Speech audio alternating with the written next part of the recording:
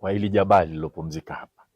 Huyu alikuwa ni mwamba kweli kweli, ni kiongozi wa muda mrefu wa nchi yetu na amefanya kazi katika level mbalimbali. Sasa sifa zake siwezi kuzirudia, zilielezwa vizuri sana kwa sababu tulifuatilia shughuli rasmi za kumwaga zilizofanyika pale Mwanga mjini vile na mpaka kuja huku sisi wengine ambao hatukuweza kuja tulifuatilia. Moja ambalo naweza nikalisema pengine litakuwa halijasemwa sana kwa sababu sifa zake ni nyingi sana. Moja kati ya vitu ambavyo Mzee Msuya ni maarufu sana ni kuendeleza elimu. Na hili naweza nikalia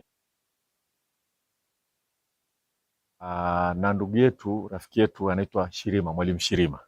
Yeye anatoka Tarakea. Tarakea ndio tarafa anayoishi. Kwa anatoka karibia kabisa na nyumbani kwetu. Alikuwa ni mwalimu wa shule ya wazazi. Alihamishwa kutoka Namfua akaja akafundisha sikujui shule gani hapa Mwanga. Na siku moja namkuta Dar es Salaam, namuuliza kimekuleta nini, akasema nimekuja kumuona Waziri Msuya wakati wake waziri wa fedha. Kamuuliza sasa wewe yule si waziri wa elimu inakuwaje kuja huku?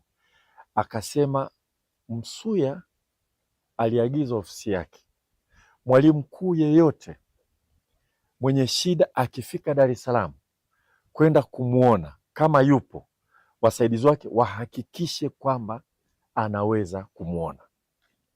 Labda nirudie tena hili. Yeye alikuwa waziri wa fedha na mnajua waziri wa fedha ni mtu yuko busy kweli kweli. Aliagiza mwalimu mkuu yeyote kutoka Mwanga bila kujali shule ya serikali, taasisi ya dini, ya binafsi, akienda kutaka kwenda kumuona, wakati hakuna mobile phone useme umepiga simu kuweka appointment. Ukifika pale alisema wasaidizi wake wahakikishe kwamba anapata fursa ya kumuona. Na kwa kweli Shirima alipotoka pale aliniona, akaambia nimemuona, changamoto tuliyokuwa nayo amesema anakuja kuitatua. Huo ni mfano mmoja ambao nafahamu personally wakati nasoma kule. Lakini tunafahamu jinsi alivyonyanyua wilaya ya Mwanga kielimu sana. Shule zimejengwa, ameendeleza vijana wa hapa sana.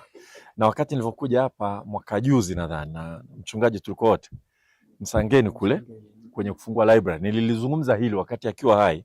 Nilisema kwa kweli kati ya watu ambao walianzisha kuhakikisha kwamba kila mtoto anasoma mpaka sekondari alikuwa ni mwamba alilala hapa Mheshimiwa Msuya. Kwa hiyo mimi nimekuja hapa sio tu kwa sababu ni waziri, kwa kweli lazima nije nimpe heshima alipopumzika.